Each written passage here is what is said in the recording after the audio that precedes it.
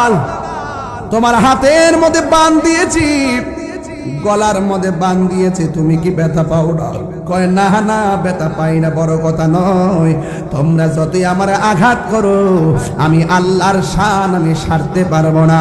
কুল হু আল্লাহু আল্লাহু লাম ইয়ালিদ ওয়া লাম ইয়াকুল লাহু কুফুয়ান আহাদ। এরপরে কি করলো?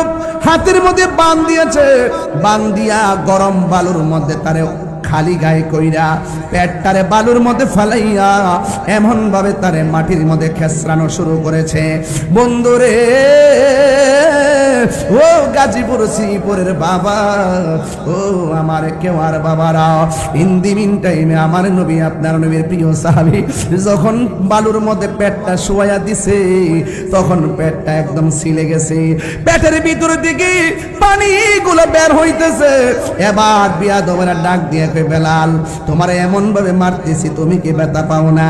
বেলাল রাদিয়াল্লাহু তাআলা আনহু বলেন, তোমাদের হাজার ব্যথার চাইতে আমার জবানের ভিতরে আমার আল্লাহর নামটাই আমার কাছে বড় ভালো লাগে। এরপরে কি করলো? লোহা একটা গরম কইরা লোহাটার পিছনের মধ্যে দাগ দিয়েছে। অপরাধ কি? কয় সে আল্লাহকে এক জানে, নবীজিকে আল্লাহর বন্ধু জানে, এই জন্য তার পিঠের মধ্যে এমন ভাবে লোহা গরম করে করে লাগাইয়া দিল। এরপর বেলালের জবানের মধ্যে একজনের জিকির, জবান খুলে বলেন তিনি কে? আল্লাহর জিকির যখন বেড়ে গেছে, ওই মুহূর্তে বিয়াদবেরা লোহা একটা গরম কইরা বেলাল রাদিয়াল্লাহু তাআলার জিহ্বার মাথার মধ্যে আঘাত করে শুরু করলো। এরপর বেলাল আল্লাহর জিকির ছাড়ে নাই। বন্ধুরা রে আমার, ও শ্রীপুরের বাবা, এবার বিয়াদবেরা ডাক দিয়ে কয়, তুমি কি ব্যথা পাও না? তোমার পেটের চামড়া ছিলে গেল, পিঠের মধ্যে লোহা গরম করে লাগাইলাম, তুমি কি ব্যথা পাও না? এবার বেলাল রাদিয়াল্লাহু তাআলা আনহু ডাক দিয়ে কয়, এ পৃথিবীর মানুষ, তোমরা আমাকে যতই ব্যথা দাও না কেন, আমার কাছে আমার আল্লাহর জিকিরটাই বড় ভালো লাগে। আমার দয়াল নামে এত গমদু আমরা রে কইরাছে এ জাদু গো, ওরে দেখা দিয়া কোলে নিয়া, দেখা দিয়া কোলে নিয়া, নিবাও মনের বেদনা, আমার মন হইয়াছে দেওয়ানা। আর দয়াল নামে এত মধু, দয়াল নামে এত মধু, খাইলে মধু ফুরাই না, আমার মন হইয়াছে দেওয়া। এই তোমার পাপ ইবার আসে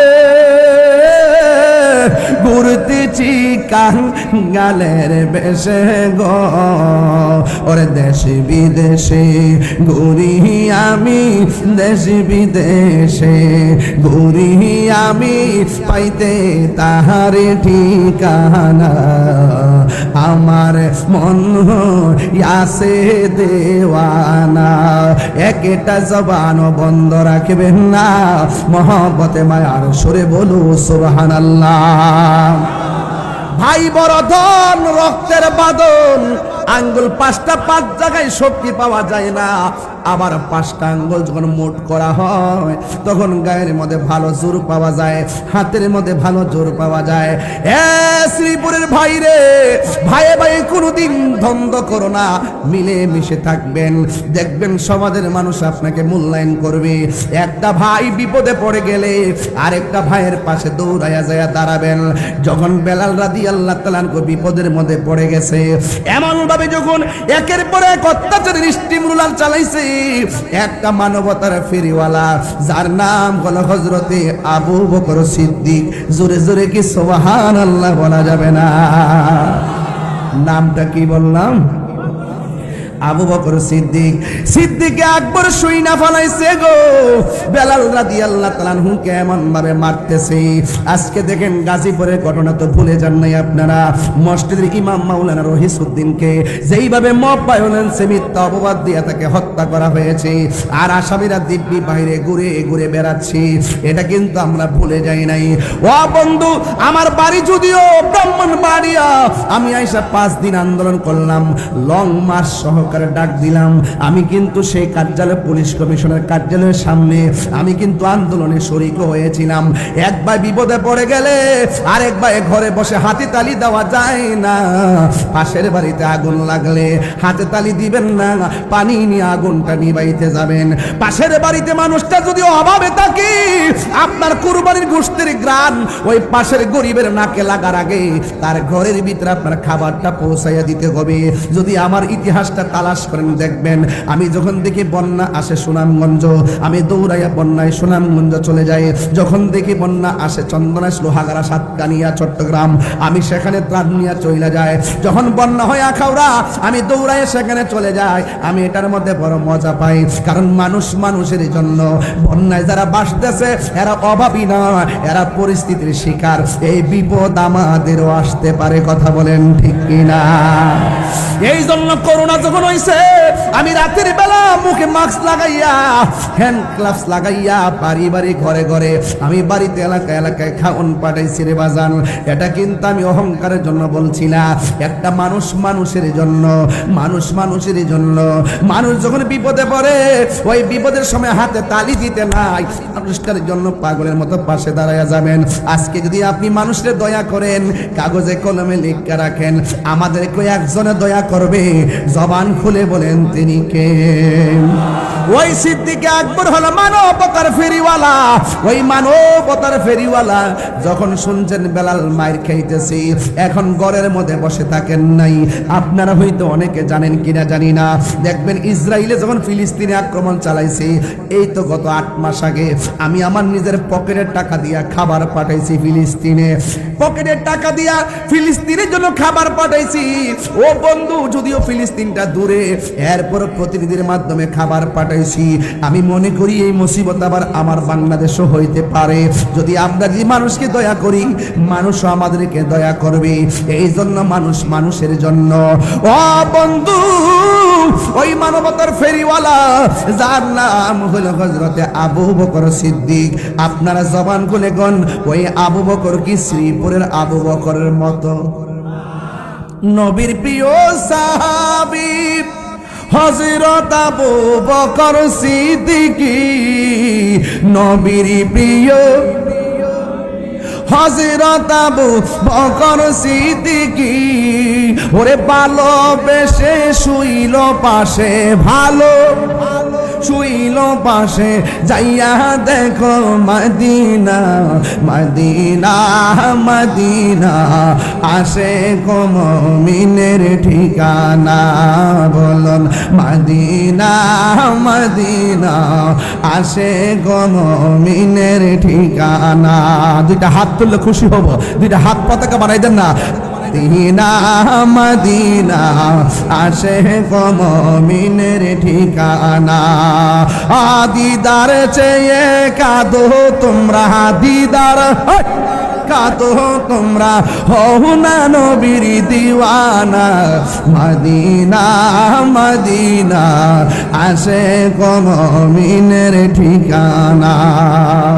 জালালউদ্দিন সুয়ুতি ৭৫ বার দেখল নবীজি। জালালউদ্দিন দেখল নবীজি, ওরে এতবার দেখিয়া নবী, এতবার দেখিয়া নবী, জ্বালা তাহার মিটে না। মদিনা, মদিনা, আসে গো মুমিনের ঠিকানা। একটা জবান বন্ধ রাখবেন না, মহব্বতে মায়ার সুরে বলুন সুবহানাল্লাহ। ও বন্ধুরা রে আমার, ও শ্রীপুরের বাবারা, ও আমার কেওয়ার বাবারা শুনে যান, শুনে যান। এই জন্য আমার নবীর প্রিয় সাহাবী হযরতে বেলালের কষ্টের কথা শুই না সিদ্দিক আকবর সোজা আবু হযরতে বেলালের কাছে গেল। যাইয়া দেখতেছেন বেলালের পেটটা ছিলে গেছে, সাদা সাদা পানিগুলা ঝরতেছে। শুধুমাত্র তাই নয়, বেলালের জিহ্বার মধ্যে সেক লাগাইয়া দেওয়া হয়েছে, পিঠের মধ্যে লোহা গরম করে লাগাইয়া দেওয়া হয়েছে। এ বন্ধুরে, ভাই বড় ধন। একটা মানুষের বিপদ দেখে যারা হাসে তারা অমানুষ। কথা কন ঠিক কিনা? হিন্দু একটা ছেলে যদি পানিতে পড়ে যায়, হিন্দু হিন্দু কি বলছি, হিন্দু একটা ছেলেও যদি পানিতে পড়ে যায়, আমি মুসলমান হলো আমার প্রথম কাজ পানি থেকে বাচ্চাটাকে উঠানো। কারণ আমাদের প্রথম কাজ মানুষ হিসাবে, কথা বলেন ঠিক কিনা? নাকি আরো ডুবাই দিতে হবে? সাবধান, মুসলমান এটাকে বলে না। 32টা দাঁতের ভিতরে জিহ্বাটা যেমন নিরাপদ, আমাদের কাছে ভিন্ন ধর্মের মানুষগুলো এর চাইতে বেশি নিরাপদ থাকতে হবে। এটা নাম হলো ইসলাম, কথা বলেন ঠিক কিনা? আর কি বুঝাবো আপনাদেরকে, সম্প্রীতি কি বুঝাবো? আর হযরতে আবু বকর সিদ্দিক ডাক দিয়া কয়, বেলাল, তোমার গায়ের ভিতরে এত আঘাত, কিন্তু মুখের মধ্যে হাসি কেন? আমার জবানের ভিতরে একজনের জিকির, আল্লাহ আল্লাহ আল্লাহ আল্লাহ আল্লাহ আল্লাহ। পাইলে নেরা লাই গো নবী, পাইলে নেরা লাই আল্লাহ। দুই কদমে চুমু খাবো, দুই কদমে চুমু খাবো, চরণে ধুলি মাখিব গাই। পাইলে নেরা লাই গো নবী, পাইলে নেরা লাইয়া আল্লাহ। আর কি বারো, আমার নবী নূরায়ার নবী, আমার নবী জিন্দায়া নবী, দয়া করে তাই কোন নবী হাসরের বেলায় পাইলে নেরা লাই গো নবী, পাইলে নেরা লাই। মাশাআল্লাহ, আল্লাহ, জবান খোলেন, আল্লাহ আল্লাহ আল্লাহ আল্লাহ আল্লাহ আল্লাহ আল্লাহ আল্লাহ আল্লাহ আল্লাহ।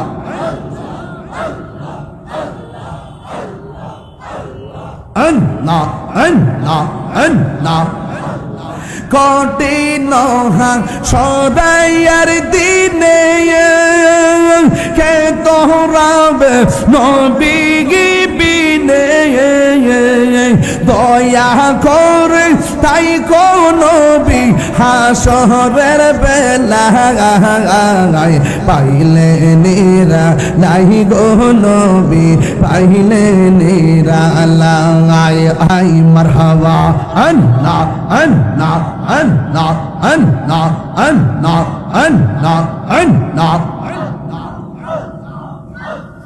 লা ইলাহা ইল্লাল্লাহু মুহাম্মাদুর রাসূলুল্লাহ সাল্লাল্লাহু আলাইহি ওয়াসাল্লাম। জোরে জোরে কি আল্লাহু আকবার বলা যাবে না? হে বাবা রে, বাবা রে, ও বাবা। সিদ্দিক আকবর যায় ডাক দিয়া বলে, বেলাল, তোমার এমন মারতেছে, তুমি কি ব্যথা পাও না? ভাই, আমার ব্যথার চাইতে আমার আল্লাহর ডাকটা বড় মধুর লাগে।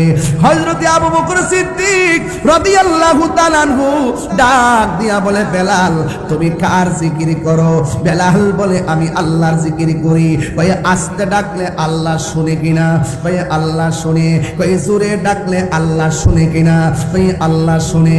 এখন জোরে ডাক দিলে যেহেতু তুমি মায়ের খাইতেছো, এই জন্য আস্তে আস্তে আল্লাহরে ডাকো, তাইলে তুমি মায়ের খাইতে না, তুমি কষ্ট পাইবা না। বেলাল রাদিয়াল্লাহু তাআলা আনহু ডাক দিয়ে কয়, ও আবু বকর, আমাকে তারা এমন ভাবে আঘাত করেছে, আমার ব্যথা লাগে নাই। আপনি যে আমারে বলছেন মায়ের ডরে আস্তে আস্তে আল্লাহর জিকির করতাম, আমি মনের মধ্যে বড় কষ্ট পাইছি। ওই যে যেমন করে এবার আমি বড় কষ্ট পেয়েছি। এই কথা বলার পরে আবু বকর কয়, হ্যাঁ বেলাল, তোমার মায়ের গতি কম হওয়ার জন্য আমি তোমাকে একটা পরামর্শ দিলাম, তুমি একটু নীরবে নীরবে আল্লাহরে ডাকো। বেলাল রাদিয়াল্লাহু তাআলা আনহু বলে, আমি তোমার কথাই বড় কষ্ট পাইছি, আমার জীবন দিলেও আমি আল্লাহ তাদের ডরে আল্লাহর সাউন্ড কমাইতে পারবো না। হ্যাঁ বেলাল, তুমি আস্তে ডাকো, নাইলে মারবে। কই মারলে মারবো কেন? আপনি আমাকে আস্তে জিকির করার কথা বললেন, মায়ের ডরে তো আল্লাহর জিকির সাউন্ড কমান জায়েজ না। আমার দেশে দেখবেন রে বাচ্চু ভাই, ও হুমায়ুন ভাই, আমার দেশে দেখবেন বান্ডেল দিলে দুয়ার ভাষা পাল্টায়া জাগা। বান্ডেল দিলে দুয়ার ভাষা পাল্টায়া জাগা। পুরাই অঙ্গ দেখাই কারে গো। না না না, এদিকে যাইতাম না রে বাজান। হ্যাঁ বন্ধু, হে আমার বাবা, বাবা বাজান, বাজান এত নাইস মারে।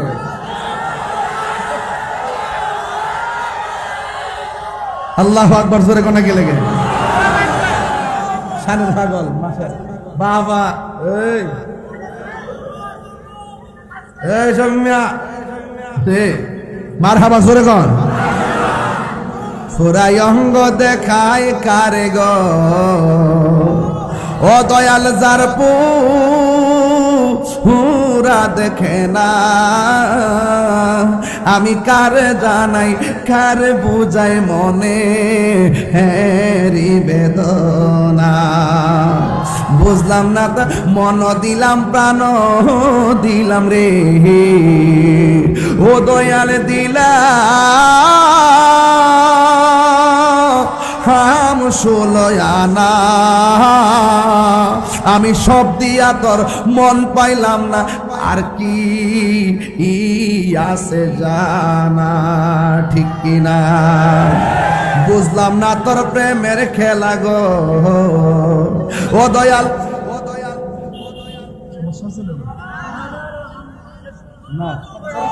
আমি মনে করছি হুমায়ুন ভাই, আমি মনে করছি কেউ বুঝে আমার জট লাগছে, মানে আমি বাচ্চা বেরোলে রেডি গেছিলাম না।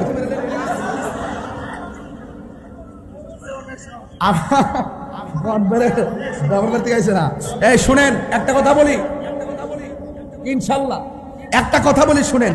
আমি দীর্ঘ এই 11 মাস পরে, এই আজকে প্রথম এই ভাষায় কথা বলতেছি। 11 মাস পরে কোনো মাহফিলে এইভাবে আমি ক্লোজ করি না।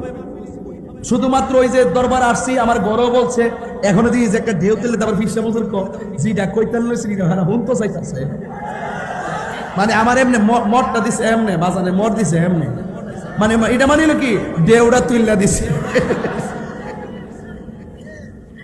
বাজান কষ্ট হইতেছে, আরে কষ্ট হইতেছে, হাত তুলে কোন আল্লাহু আকবার, খুশি না বেজার?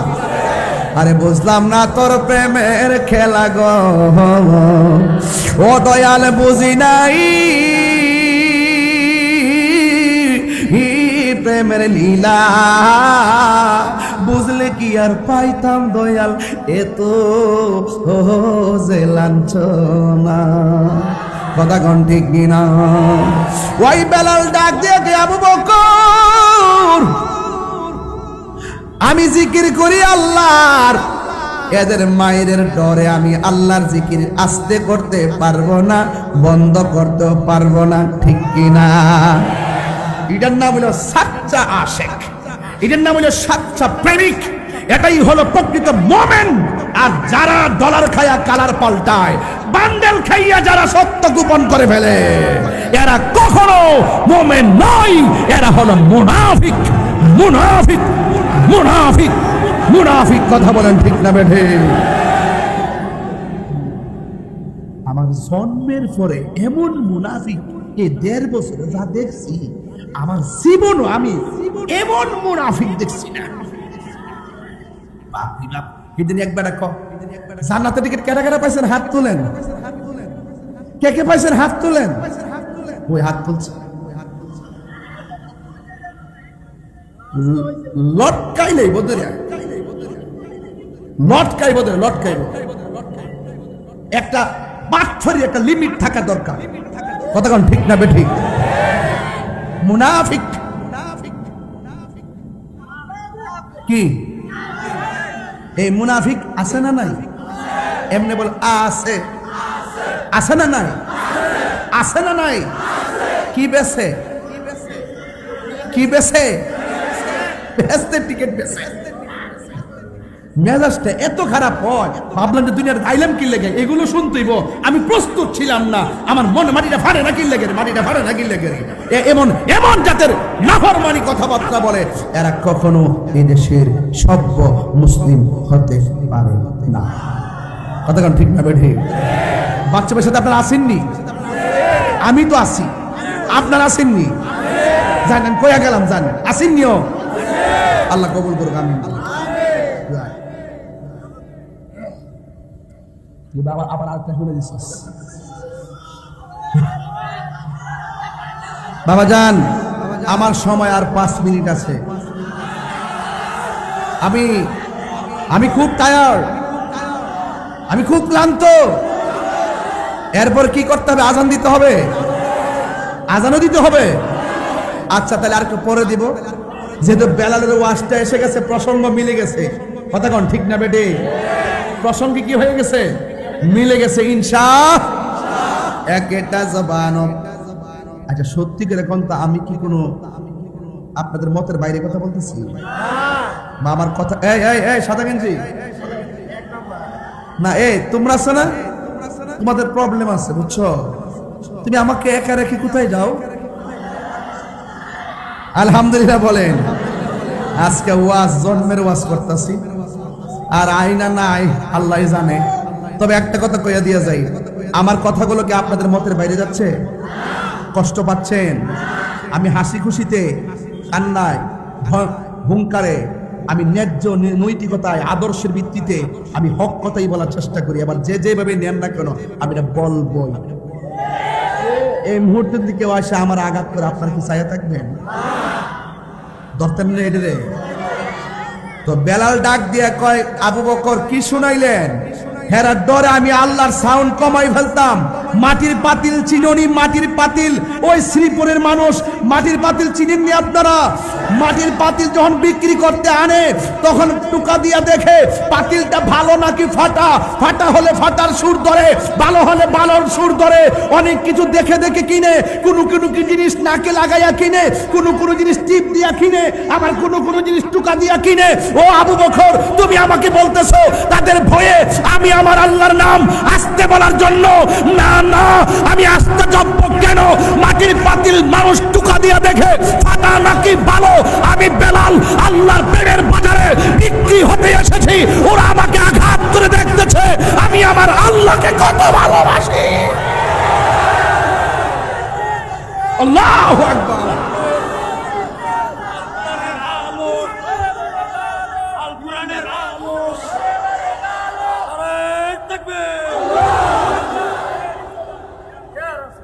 খুব কঠিন ব্যাপার, অনেক কঠিন ব্যাপার। কথাটা এটা সাধারণ কথা নয়। একটা ববের বাজার, আর একটা প্রেমের বাজার, একটা কাম সাগর আর একটা প্রেম সাগর। প্রেম সাগরে লাভ দিলে তার দরিয়া হয়ে যায় রহমত দিয়ে।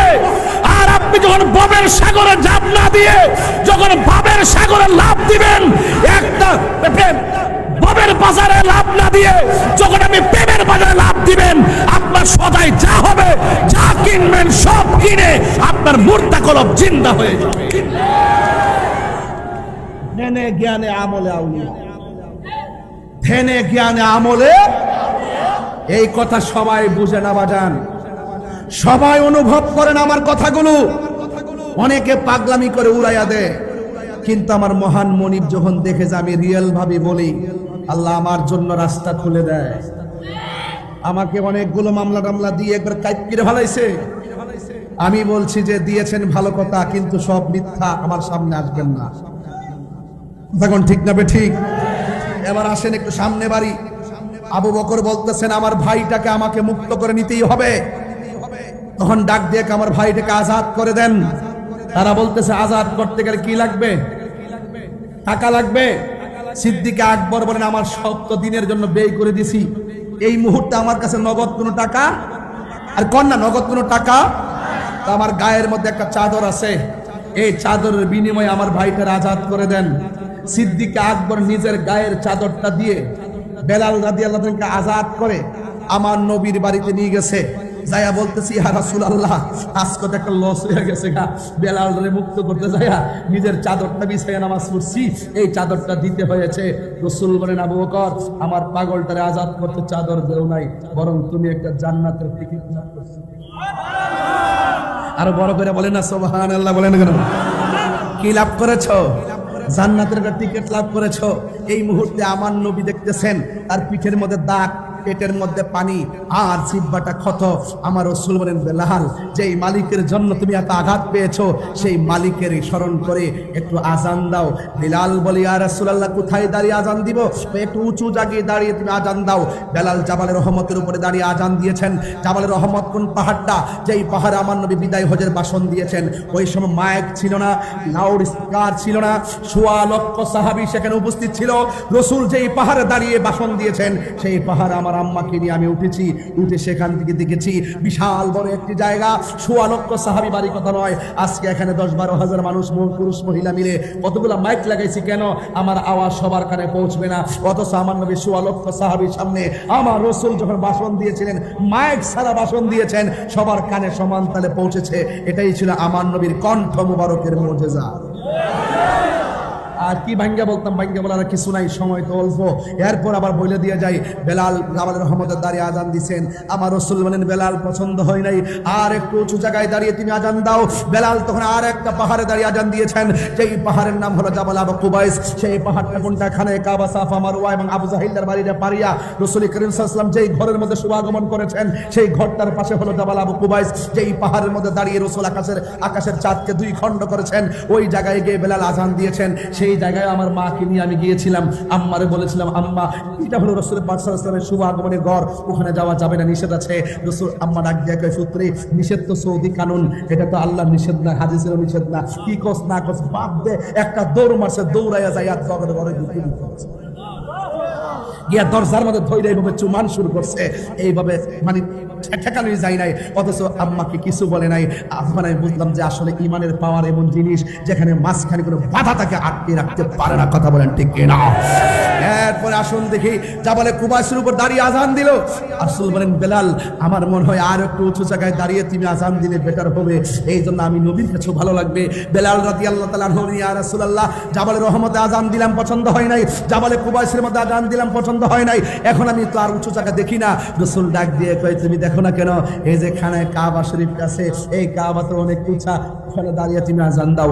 ইয়া রাসূলুল্লাহ কোটি কোটি মানুষের কাবাকে আমার পায়ের নিচে রাখবো আর আমি আজান দিব, এটা কেমন করে হয়? আমার রাসূল বলেন বেলাল ভুলে যেও না তোমাকে যিনি হুকুম করেছেন তিনি কাবারও কাবা।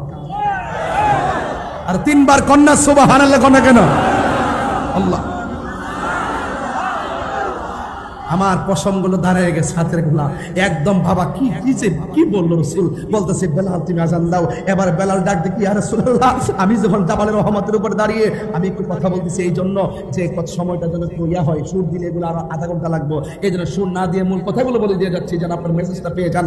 রাসূলকে জিবরাইল ডাক হযরত বেলাল ডাক দিয়ে ইয়া রাসূলুল্লাহ জাবালে কুবাইসের মধ্যে জাবালে রহমতের উপর দাঁড়িয়ে যখন আজান দিয়েছি কাবাকে কিবলা বানিয়েছি, জাবালে আবু কুবাইসের উপর যখন দাঁড়িয়েছি তখন কাবাকে কিবলা বানিয়েছি। ইয়া রাসূলুল্লাহ আমি যদি কাবার উপরে দাঁড়াই তাহলে আমি কিবলা বানাবো কাকে? কাবা তো আমার পায়ের নিচে। রাসূল ডাক দিয়ে কয় কোটি কোটি মানুষের কাবাকে তুমি বেলালের পায়ের নিচে রেখে আমি রাসূলুল্লাহকে কাবা বানাই আজান দাও। আরো বড় করে বলেন না সুবহানাল্লাহ, বলেন না কেন? বেলাল যখন আজান দিল তখন মুনাফিকরা বলল, এ কেমন মুয়াজ্জিন বানাইছে যার জিহ্বা দিয়ে আশহাদু আল্লাহ বলতে পারে না। আসলে বলবে কিভাবে? তার জিহ্বা তো আগুন লাগিয়ে থেতলাইয়া দিয়েছে, এই জন্য শিন উচ্চারণ করতে পারে না, সিন উচ্চারণ করেছে। এবার রাসূল ডাক দিয়ে কয়, আমি মুয়াজ্জিন বানিয়েছি, একটা কাজ করো, তোমরা যদি এর চাইতে ভালো মুয়াজ্জিন পাও তাইলে বানায় আজান দাও। এবার মাগরিবের নামাজ গেল, আশার নামাজ গেল, ফজরের নামাজের টাইমে নতুন মুয়াজ্জিন আজান দিল। আজান দেওয়ার পরে সুললিত কণ্ঠে আজান দিল, কিন্তু সূর্য আর উঠে না, পাখিরা আর আওয়াজ করে না, কিচিমিচি আওয়াজ শোনা যায় না। এবার দেখতেছে রাত বাড়তেছে, সকাল তো আর হয় না, সকাল তো আর হয় না, সকাল তো আর হয় না, সকাল তো আর হয় না, সকাল তো আর হয় না। এবার ডাক দিয়ে কয়, সমস্ত মানুষকে রাসূলুল্লাহর কাছে গিয়া বলে, ইয়া রাসূলুল্লাহ, আজান তো দেওয়া হয় না টাইম মতো, ফজর দি হয় না। এবার আল্লাহ ডাক দিয়ে নবী গো, ও নবী, তাদেরকে বলে দেন কিয়ামত পর্যন্ত সূর্যের মুখ দেখবে না, কিয়ামত পর্যন্ত পাখিরা আর জাগবে না, কিয়ামত পর্যন্ত অন্ধকার আর দূর হবে না। তাড়াতাড়ি আমার বেলালকে দিয়ে আজান দেওয়ান, কারণ বেলাল যখন আজান দেয় ওই বেলালের ইশকের আওয়াজ গিয়ে লাগে আমার আরশে আজিমের মধ্যে, আরশে আজিমের মধ্যে, আরশে আজিমের মধ্যে। চিৎকার মেরে বল আল্লাহু আকবার। ওই আর সাজিমের মধ্যে লাগে। বেলাল তখন আজান দিলেন, কিচিমিচি আওয়াজ হলো, আসমানে সাজ রব, ওই দেখো কে হলো রে, কিচিমিচি পাহাড়গুলো সবুজ শ্যামল, এই যে এই আওয়াজগুলো, কিচিমিচি আওয়াজ, পাখির কুচকাওয়ালি আওয়াজ, এবং সকালবেলার সূর্য মামা উকি দিল আর সকাল হয়ে গেল। এই হলো সেই বেলাল। একটা কথা মনে রাখবেন, আল্লাহ কাহারো ড্রেসের দিকে তাকায় না, আল্লাহ কাহারো চেহারার দিকে তাকায় না, আল্লাহ তাকায় মানুষের অন্তরের দিকে। তার ভিতরটা কি, ভিতরটা কি, ভিতরটা কি? আরে বাবা, ওরে বাবা, একজন মারা যাওয়ার পর 3 দিন পরে নাকটা পচে যায়, 6 দিন পরে হাতের নখগুলো উঠে যায়, 9 দিন পরে মাথার চুলগুলো পড়ে যায়, এরপরে চোখের মধ্যে অ্যাটাক করে, এরপরে পেটের মধ্যে অ্যাটাক করে, এরপরে হাটের গুস্তগুলো আস্তে আস্তে করে বাজ হয়ে পচে যায় আর পোকামাকড়গুলো খেয়ে ফেলে। 60 বছর পর্যন্ত আপনার হাড্ডিগুলা খেয়ে ফেলে, 60 বছর পরে আপনার হাড্ডিও থাকে না। এটাই হলো আপনার ইতিহাস, এটাই হলো আমার ইতিহাস, এটাই হলো আপনার বাবার ইতিহাস, এটাই হলো আপনার দাদার ইতিহাস, এটাই হলো আপনার ভাইয়ের ইতিহাস, এটাই হলো আপনার বোনের ইতিহাস। কিন্তু আরেকটা খবর দেখেন, 750 বছর পরে আবার এক আল্লাহর ওলি শুয়ে রইল, একটা পশমও পড়ে নাই, একটা মাটিও ধরে নাই, একটা দেহ পচে নাই। এর কারণটা কি? আমার দেহ মাটি খেয়ে ফেললো আর তার দেহে মাটি স্পর্শ করে নাই। তার কারণটা কি? তার কারণটা হলো এই দেহের ভিতরে একটা গোশতের টুকরা আছে, এটার নাম হলো ওয়াহিয়াল কালব। এই কালব যখন পবিত্র থাকে, দেহের ভিতরে আজরাইলে ছয় না, মাটিও ছয় না, জমেও ছয় না, পোকামাকড় খায় না, কিয়ামত পর্যন্ত সে যেমন থাকবে তেমনই থাকবে।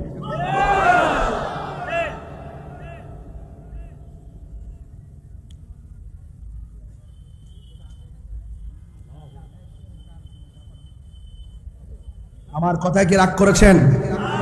আমার কথা কি বুঝতে অসুবিধা হয়েছে? বলেন, আল্লাহ কি কাহারো চেহারার দিকে তাকায়? কাহারো ড্রেসের দিকে তাকায়? কেন? 18 বছরের মেয়েটার চেহারা, সেই মেয়েটা যখন 60 বছরে পদার্পণ করে, সেই চেহারাটা আগের চেহারা নেই। বলেন, এই পরিবর্তন করেছেন কে? আর জবান খুলে কোন পরিবর্তন করেছেন কে? তাহলে বোঝা গেল ফুলের সৌরভ, মানুষের গৌরব চিরদিন থাকে না। বেলাল যখন আজান দেয়, বেলালের ইশকের ধাক্কা গিয়ে লাগে আরশে আজিমের মধ্যে। এই বেলাল কেমন বেলাল জানেন? এই বেলাল সর্বপ্রথম হাসরের মাঠ যখন কায়েম হবে, যখন নবীজি কসওয়া নামক উটের উপরে বসবে, ওই উটটা যাবে বেহেশতে। যেই উটে রাসূল চলতেন, উটের গলার মধ্যে একটা রশি থাকবে, এই রশিটা হযরতে বেলালের হাতে থাকবে। রাসূল ঢুকবে জান্নাতে, পিছন পিছন বেলাল ঢুকবে। আজকে আমার দেশের অনেক ভাইয়েরা মুয়াজ্জিনদের ধমক মারে, ইমাম সাহেবদের ধমক মারে। প্লিজ মুয়াজ্জিনকে ধমক দিবেন না। হাসরের মাঠে মুয়াজ্জিনের চেহারা সবার মাথার উপর দিয়ে নূরে চমকাবে। আপনি কাকে ধমক দেন? 5,000 টাকা বেতন দেন না, 10,000 টাকার ধমক মারেন। প্লিজ ইমাম সাহেবকে ধমক দিবেন না, সাবধান করে দিলাম, কখনো ধমক দিবেন না। কারণ এরা পেটের দায়ে ইমামতি করে না, এরা শুধুমাত্র মেহরাবদের পাহারা দেওয়ার জন্য ইমামতি করে। আর না হয় এই ইমাম সাহেব যদি সিএনজিও চালাইতো, সে 30,000 টাকা রুজি করতে পারতো। কথা বলে ঠিক না? ঠিক। আজকে ইমাম সাহেবকে মূল্যায়ন করতে চান না। সমাজের মানুষদেরকে বলবো, ইমামকে নেতা হিসেবে সবার অগ্রে রাখবেন। একটা কাজ করবেন, ইমাম সাহেবকে বলবেন, একটা দোয়া করবেন, ইমাম সাহেবকে বলবেন, একটা দিনের কাজ করবেন, ইমাম সাহেব থেকে পরামর্শ নেবেন। আয় কথা কোন ঠিক না বেঠে? ইমাম সাহেবের সম্মান দরকার আছে না নাই? আরো জোরে বলে আছে না নাই? এবার বেলাল রাদিয়াল্লাহু তাআলা চিনি কোন বেলাল? তিনি হলো সেই বেলাল যেই বেলাল রাসূলুল্লাহ ইন্তেকাল করার পর মক্কা থেকে চলে গেছে দামেস্কে। চলে যাওয়ার পর আর কোনো খবর নাই।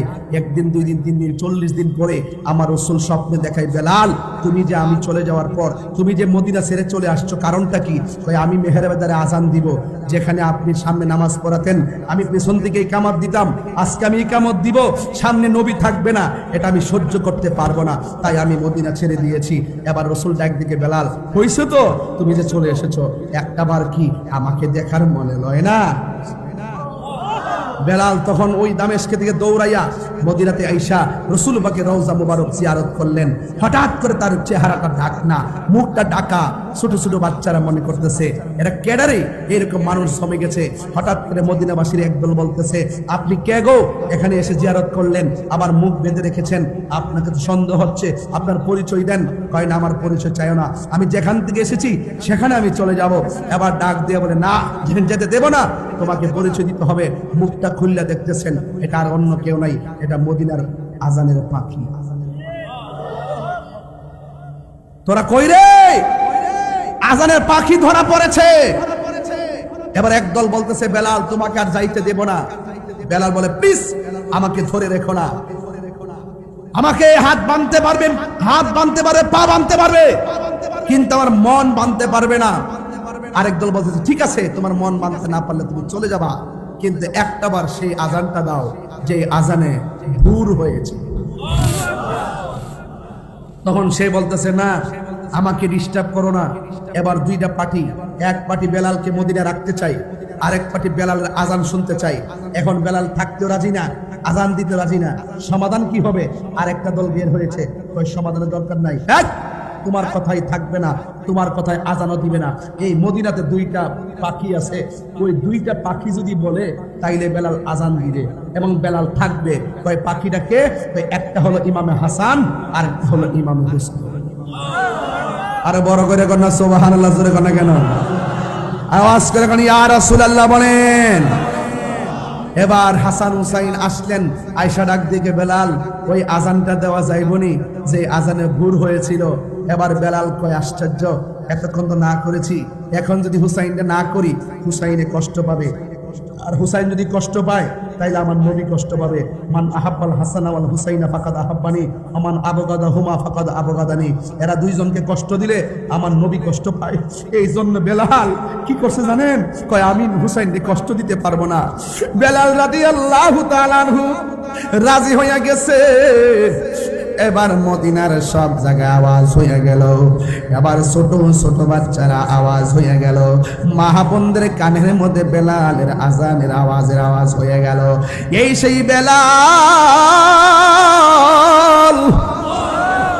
যেই বেলালের আজান দিলে ভোর হয়, এই বেলাল রাদিয়াল্লাহু তাআলা আনহু আজান দেওয়ার জন্য রাজি হয়ে গেল।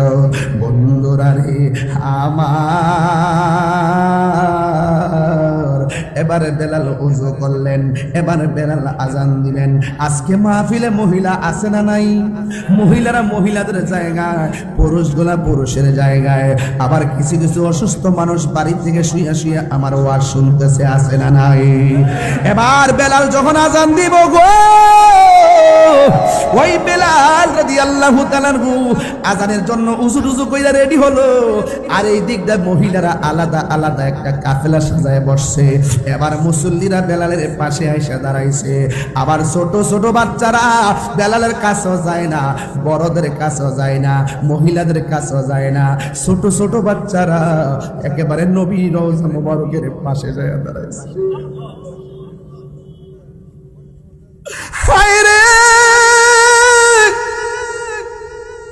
কেমনে আমি বুঝাইতাম বেলাল? ছোট ছোট বাচ্চারা নবী রওজার পাশে যায় দাঁড়াইলো। মুরব্বীরা কয়, পোলাপান ওখানে কেন? বেলাল তো এখানে আজান দিবে, সবাই এখানে, তোমরা এখানে আসো। কয় না না, আমরা এখানে আইতাম না। আমার মা কইছে বেলাল রাদিয়াল্লাহু তাআলা নবী ইন্তেকালের পরে বেলাল মদিনা ছাইরা চলে গেছে নবীর বিরহে। আজকে বেলাল আজান দিব, আমরা ছোট ছোট পোলাপানের মন বলতেছে বেলাল যখন আজান দিব আমার নবী রওজা মুবারকের ভিতর থেকে বাহির হয়ে আসবে। আরে তিনবার কোনি ইয়া রাসূলুল্লাহ।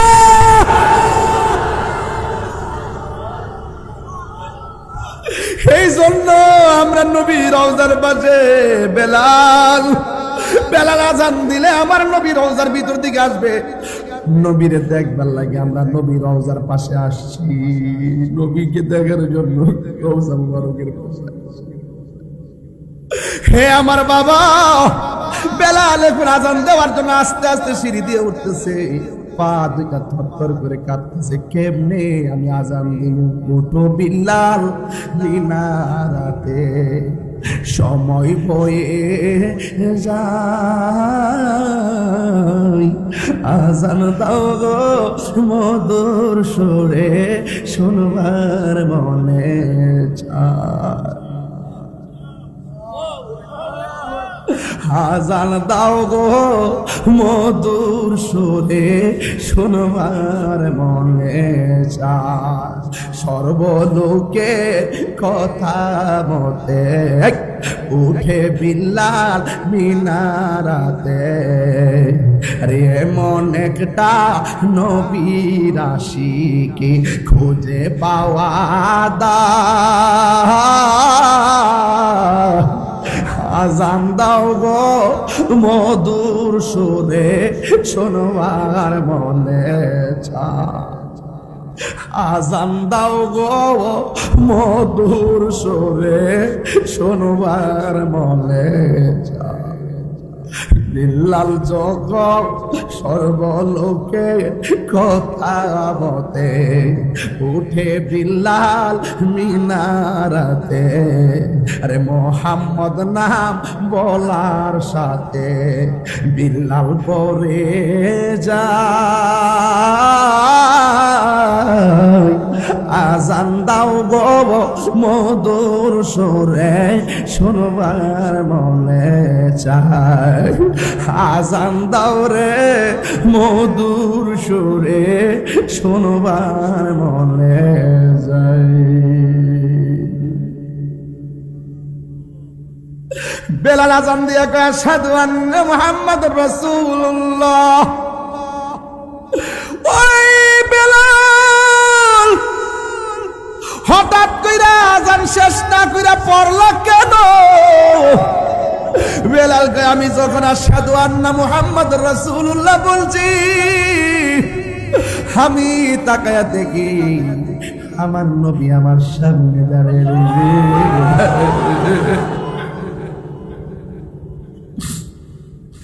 আমার নবীর দেখা আমি আর থাকতে পারি না রে, থাকতে পারি না, থাকতে পারি না। এই জন্য আমি বললাম বেলালের চেহারাটা ছিল কালো, বেলালের দাঁতগুলো ছিল উঁচা উঁচা, বেলালের জিহ্বাটা ছিল খাটো নিগ্রুর মতন চেহারা। কিন্তু দেখা গেল হযরতে বেলাল ইসলামের প্রথম মুয়াজ্জিন হয়ে গেছে। আমার নবী বলে বেলাল রে, হাসরের ময়দানে উটের উপর আমি উঠলে উটের রশিটা তোমার হাতে থাকবে, আমি নবী সবার আগে জান্নাতে ঢুকবো, পিছনে পিছনে তুমি বেলাল ঢুকবে। আর জোরে জোরে কি আল্লাহু আকবার বলা যাবে না? এই জন্য আমার শ্রীপুরের বাবারা, ও আমার কেওয়ার বাবারা, কি ভাষায় আমি ওয়াজ করাবো?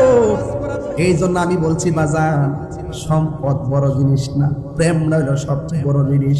সুন্নি যারা তাদের হৃদয়টা অনেক নরম রে, এদের দ্বারা দেশেরও ক্ষতি হয় না, ধর্মেরও ক্ষতি হয় না। এদের কথাই যদি শুধু চলতো, এই দেশটা সম্প্রীতির বাংলাদেশ হয়ে যেত। জোরে কোন ঠিক কিনা? এই জন্য আমি আপনাদের সামনে পায়ের মধ্যে হাত দিয়ে বলে দিয়ে যায়, জীবনে কোনোদিন নবীর বিরুদ্ধে কথা বলবেন না, জীবনে কোনোদিন ইবাদত ছাড়া থাকবেন না। আজকে আমি আসার সময় ঘরে আসার নামাজটা পড়া মনে মনে ভাবতেছি আজকে নামাজ ওয়াজ করব, কিন্তু স্টেজের মধ্যে বসার পরে আপনাদের মহব্বত দেখে আমার মনটা এমন চিল্লায়, কোনোদিন ওয়াজ করি না, আজকেই শুধুমাত্র চিল্লায় টিল্লায় ওয়াজ করলাম। তবে পায়ে ধরে বইলা দিয়া যায়, যদি তাহিরের ওয়াজ 2 মিনিটের জন্য ভালো লাগিয়া থাকে, জীবনে কোনোদিন মা বাবার মনে কষ্ট দিয়েন না, মা বাবার পায়ে ধরে মাপ চাইবেন। আর মা বাপ যদি কবরে থাকে, কালকে যাইয়া মা বাপের কবর পাশে যাইয়া জিয়ারত করবেন। আমার আব্বা নাই, আমি কেমনে আমার বাপে যায় বাড়ি দেখবো? আব্বা তো একলা একলা পাশের জারের পিছিয়ে শুয়ে রয়েছে, হয়তো বা বাচ্চুবের আব্বা মা আছে কিনা আমি জানি না। যদি বাবা মা থাকে বড় ভাগ্যবান রে। আমার বাপ নাই, এই ওনার আব্বা নাই, আমি গুনাহগারের আব্বা নাই। আরে বাপটা যে কত কষ্ট করে মানুষ বানাইছে, জীবনে অনেক দেখছি খালি ব্যাগ নিয়ে বাজারে গেছে, আবার সন্ধ্যাবেলা ব্যাগটা বইরা বাজার লইয়েছে, কেমনে আনছে টেরও পাইলাম না, কোথায় থেকে টাকা পাইলো জিগাইলাম না। বাপটা তখন 10,000 টাকার বেতনে চাকরি করে না, আমার চাহিদা মিটাইতে যাইয়া কোনোদিন চেহারা কালো করে নাই, কেমনে করছে আমি জানি।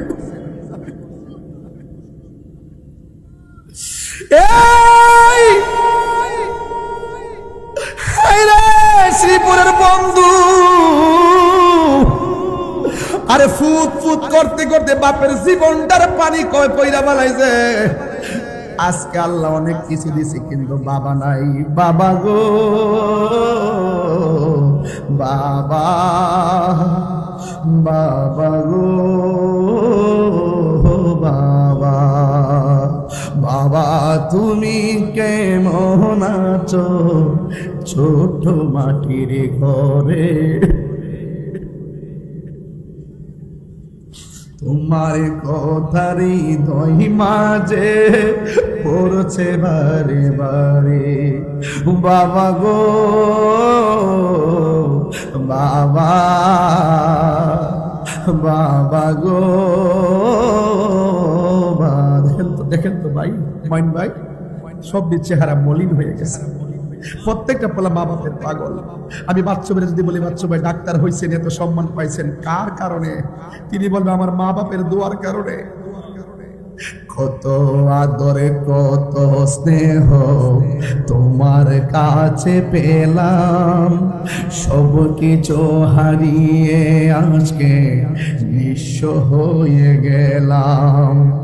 কত আদরে কত স্নেহ তোমার কাছে পেলাম, সব কিছু হারিয়ে আজকে নিঃস্ব হয়ে গেলাম।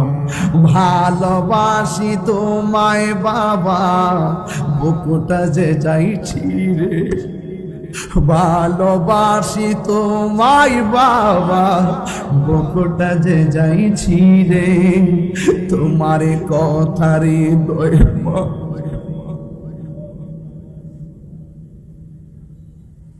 দরজাটা খুলতে খেয়ে যায় ধোঁকা। বাবা বুঝি বলছে এলে নাকি খোকা। বুকের ভেতরটা নড়ে চড়ে ওঠে, চোখে বেয়ে জল নেমে আসে। শুধু বাবা নেই, শুধু মানে, শুধু বাবা নেই, শুধু বাবা নেই। জানি ফিরে পাব না হারানো তিথি, বাবা শুধু তাহিরির প্রেমে বাঁধা স্মৃতি। বুকের ভেতর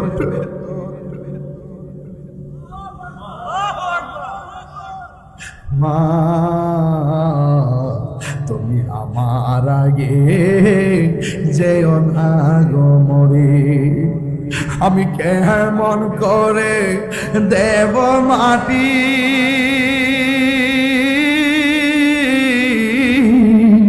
আমি কেমন করে দেব মাটি তোমার কবরে।